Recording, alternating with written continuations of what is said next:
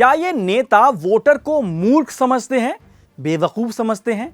ऐसा ना होता तो एक बार फिर क्यों जिन्ना पाकिस्तान का शोर हो रहा है, लेकिन उस चुभने वाली सच्चाई पर कोई चर्चा तक नहीं कि बिहार, यूपी जैसे राज्य आज भी घोर गरीबी में जी रहे हैं। अब यह वीडियो देखते हुए आप व्हाट्सएप यूनिवर्सिटी वाले मैसेज का हवाला देंगे और कहेंगे कि हम कहां गरीब हैं, आटा से सस्ता तो मोबाइल में डेटा मिल रहा है, और क्या चाहिए।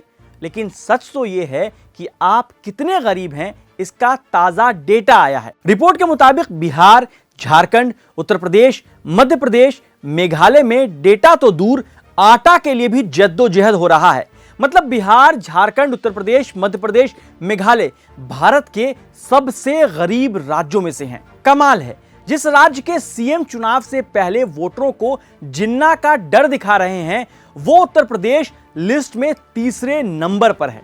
इसलिए जब गरीबी, बेरोजगारी, महंगाई छोड़ पाकिस्तान, हिंदू मुसलमान और जिन्ना में उलझाया जाएगा तो हम पूछेंगे जरूर, जनाब ऐसे कैसे?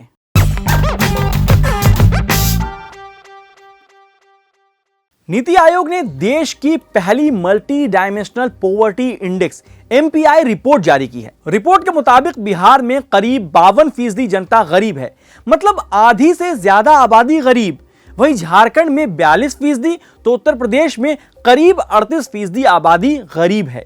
इस लिस्ट में चौथा नंबर मध्य प्रदेश का आता है। MP में करीब 37% आबादी गरीब है और मेघालय 32% गरीब आबादी के साथ 5वें नंबर पर है। पहला नाम बिहार का, जहां 20 महीने मतलब नीतीश और लालू गठबंधन की सरकार को हटा दें तो पिछले 16 साल से बीजेपी और जेडीयू की सरकार है। लेकिन गरीबी देख लीजिए, झारखंड में झारखंड मुक्ति मोर्चा गठबंधन की सरकार बनी है। लेकिन यह भी जान लीजिए कि जिस झारखंड को बने 21 साल हुए हैं, वहां 17 साल बीजेपी के सीएम थे। मध्य प्रदेश में भी दिसंबर 2018 से मार्च 2020 छोड़ दें तो 2003 से लगातार बीजेपी की सरकार है और शिवराज सिंह चौहान 2005 से मुख्यमंत्री हैं। चलिए, यह तो हुई नीति आयोग के ताजा डेटा की बात। अब आपको थोड़ा फ्लैशबैक में ले चलते हैं और आंकड़े दिखाते हैं। केंद्र सरकार की थिंक टैंक यानी नीति आयोग ने इसी साल जून में सस्टेनेबल डेवलपमेंट गोल्स मतलब SDG इंडिया इंडेक्स 2020-21 की रैंकिंग जारी की थी। इस लिस्ट में केरल पहले नंबर पर रहा, वहीं बिहार का प्रदर्शन सबसे खराब रहा। बिहार, झारखंड और असम सबसे खराब प्रदर्शन करने वाले राज्य हैं। यहां भी 3 में से 2 राज्य बीजेपी के पास हैं। SDG इंडिया इंडेक्स में सामाजिक, आर्थिक और पर्यावरण के क्षेत्र में राज्यों की प्रगति के आधार पर उनके प्रदर्शन को आंका जाता है और उनकी रैंकिंग की जाती है। अब एक और रिपोर्ट देखिए। नीति आयोग ने जिला अस्पताल के कामकाज की बेस्ट प्रैक्टिस नाम से एक स्टडी की थी, जिससे पता चले कि देश के जिला अस्पतालों में 1 लाख की आबादी पर कितने बेड हैं। स्टडी में सामने आया कि बिहार में 1 लाख की आबादी पर जिला अस्पताल में सिर्फ 6 बेड हैं। जी हां, सिर्फ 6। जबकि इंडियन पब्लिक हेल्थ स्टैंडर्ड्स 2012 के दिशा निर्देश के अनुसार प्रति 1 लाख जनसंख्या पर 22 बेड होने चाहिए। बिहार के बाद झारखंड है, यहां 1 लाख की आबादी पर 9 बेड हैं। तेलंगाना में 10, उत्तर प्रदेश और हरियाणा में 1 लाख की आबादी पर जिला अस्पताल में सिर्फ 13 बेड हैं। क्राइम का हाल भी देख लीजिए।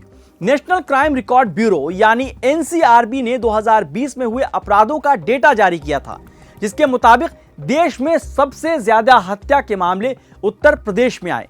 उत्तर प्रदेश के बाद सबसे ज्यादा हत्याएं बिहार, उसके बाद महाराष्ट्र, फिर मध्य प्रदेश में हुए। लेकिन क्राइम चुनावी मुद्दा नहीं बनता। अब दलितों और आदिवासियों के खिलाफ अपराध की बात करें तो इन 2 समुदायों के खिलाफ यूपी और मध्य प्रदेश में अपराध के सबसे ज्यादा मामले सामने आए हैं।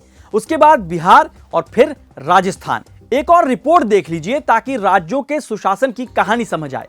बेंगलुरु स्थित think tank public affairs centre की पब्लिक अफेयर्स इंडेक्स के मुताबिक उत्तर प्रदेश को सबसे खराब शासन वाले बड़े राज्य का दर्जा दिया गया है। पब्लिक अफेयर्स इंडेक्स 2021 में इक्विटी, ग्रोथ और सस्टेनेबिलिटी के 3 पिलर के आधार पर राज्यों का मूल्यांकन होता है।